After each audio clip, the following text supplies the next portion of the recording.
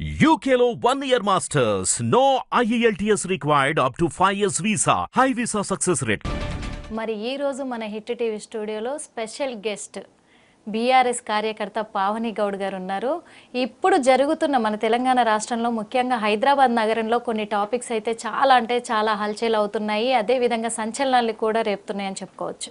ఎందుకంటే ఇప్పుడు రాజకీయ పరంగానే కాదు, చిత్ర పరిశ్రమలో కూడా చాలా గందరగోళం రేకెత్తిస్తున్న విషయము కొండ సురేఖ. మరి కొంతమంది ఏమో కొండ సురేఖ అంటే కొండ నాలుకకు మందేస్తే ఉన్న నాలుక ఓడిపోయిందంటారు.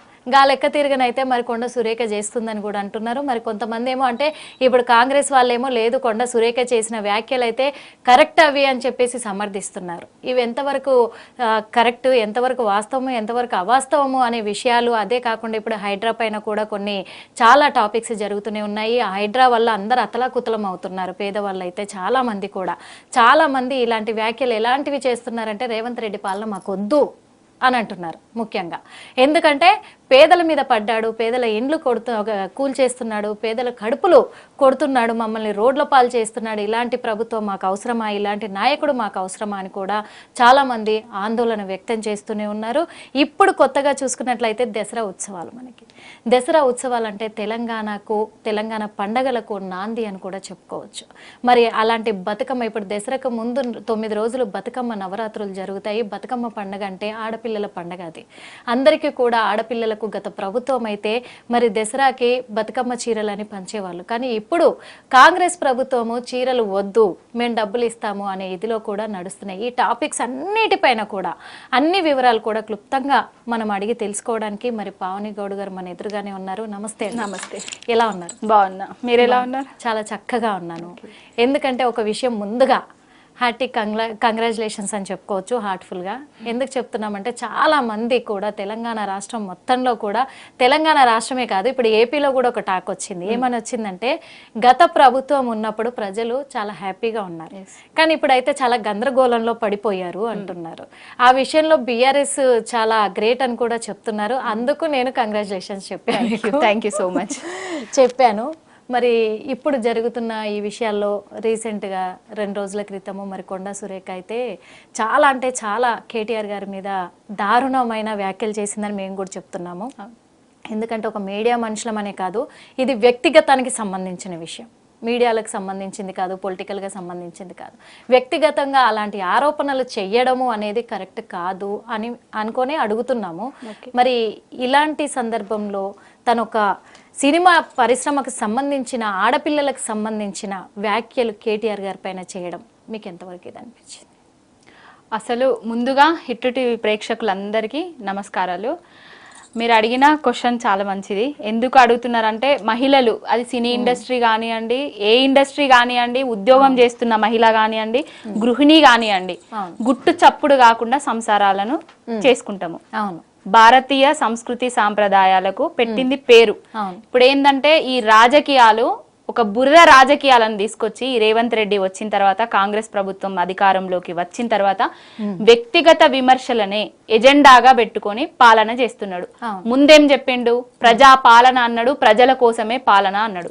ప్రజా పాలనను, ప్రజలను గాలిక వదిలేసిండు, పాలన చేత కాదు అని నిరూపించుకున్నాడు ఈ 9-10 నెలలలోనే. ప్రజలు ఏం అడుగుతున్నారు, ఏం చేస్తున్నారంటే రేవంత్ వద్దు, మళ్ళా కేసీఆరే కావాలి, కేసీఆర్ ముద్దు అని స్లోగన్స్ ఇస్తున్నారు. మార్పు అని కొత్త ప్రభుత్వానికి నాంది పలికిండ్రు. మార్పు కేసీఆర్ గారి కంటే గొప్పగా పరిపాలిస్తాడేమో అనుకున్నారు. కానీ కేసీఆర్ గారు చేసినవన్నీ ఖతం చేసేసి కేసీఆర్ గారు అభివృద్ధి చేసిన తెలంగాణను నిండా ముంచుతున్నాడు ఈ Revanth Reddy. Attention diversion politics కు తెరలేపిండు తెలంగాణలో.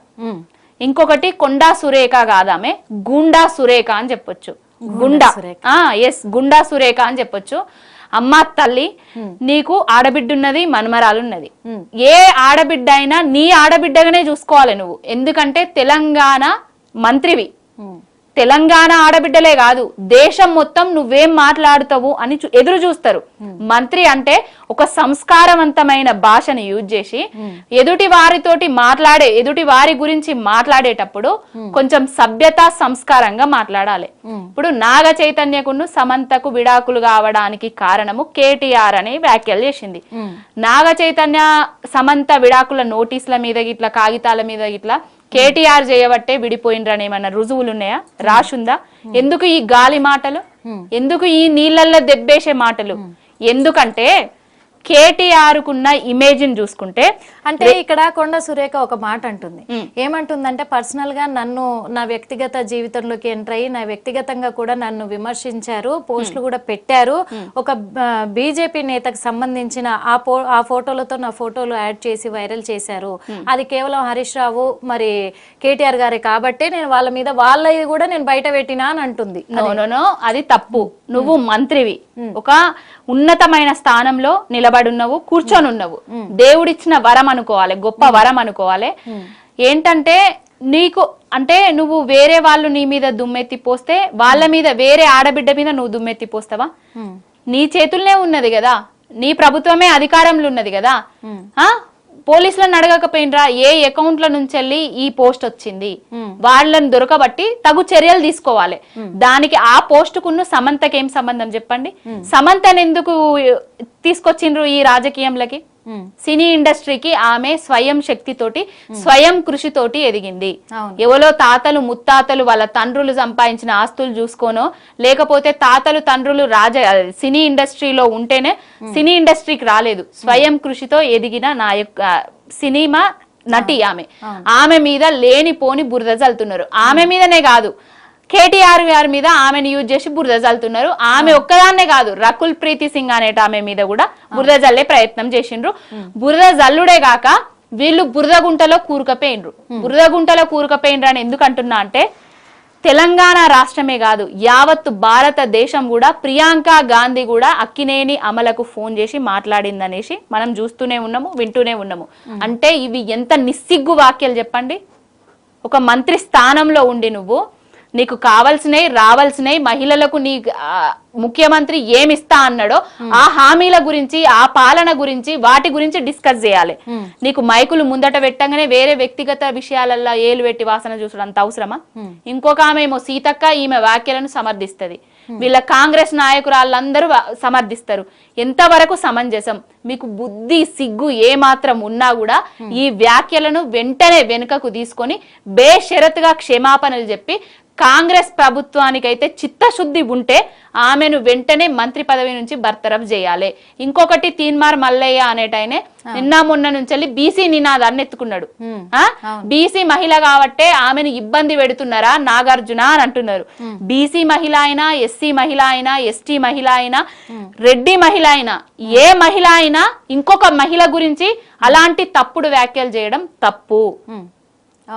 అంతే, ఇది తప్పుడు వ్యాఖ్యలు చేయడం తప్పు. అవిటిని క్షమించరాని తప్పులు అవి. సంసారాలు చేసుకునేటోళ్ళను సంసారాలు ఊలగొట్టే పనులు ఇవన్నీ. అంటే ఇప్పుడు నేను ఒక మాట అడుగుతున్నా, ఎందుకంటే ఇప్పుడు వాళ్ళు సమంతను మేము తిట్టలేదు, ఒక రకంగా సమంతను పొగి